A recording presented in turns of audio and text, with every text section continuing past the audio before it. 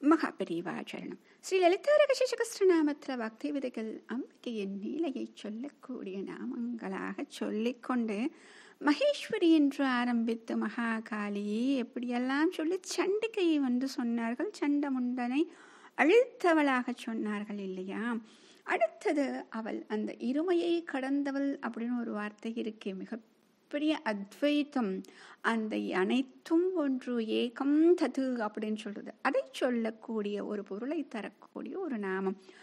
ஓம் க்ஷராட்சராத்மிகாயை நமஹ. ஓம் க்ஷராட்சராத்மிகாயை நமஹ. அப்போ இந்த பதத்தை பிரித்தால்தான் அந்த பொருள் நமக்கு கிடைக்கும்.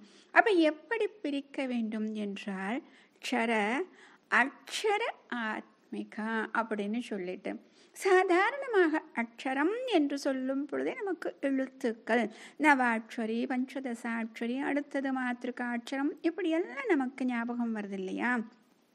ஆனால் முக்கியமான ஒரு விஷயம் இதில் என்ன வச்சிருப்பாங்க அப்படின்னா, க்ஷரம் என்றால் அழியக்கூடியது, அக்ஷரம் என்றால் அழியாதது. அதனால தான் எழுத்துக்களுக்கு இந்த பெயரை தேர்ந்தெடுத்து வைத்தார்கள் அப்படின்னு சொல்லுவாங்க.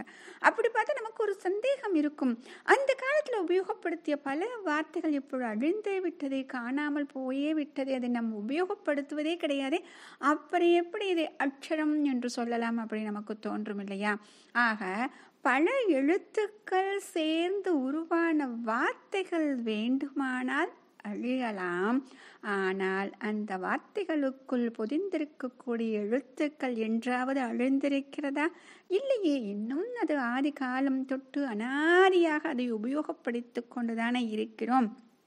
அதனால தான் அதை அக்ஷரம் அப்படின்னு சொல்கிறாங்க. சரி, ஆத்மிகா என்றால் அப்படி இருப்பவள். அப்போ எப்படி இருக்கிறாள் என்றால், அழியக்கூடியதாகவும் அழியாததாகவும் அவள் இருக்கிறாள். அப்போ இதில் வேறு என்னமோ சொல்ல வர்றாங்க அப்படின்னு தெரியுது இல்லையா.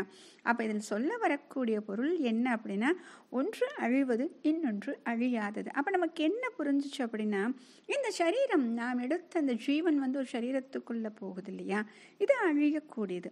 இந்த ஜீவன் வசிக்கக்கூடிய இந்த உலகம், இந்த பிரபஞ்சம் அழியக்கூடியது.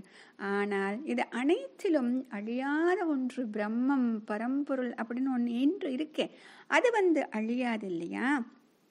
அப்போ அதுதான் இங்கே க்ஷரம் அக்ஷரம் என்று குறிக்கப்படுகிறது. ஆக இப்படி இரண்டுமாக அவள் இருக்கிறாள் என்று சொல்வதுதான் இந்த அற்புதமான நாமம். மகாபெரிவா சரணம்.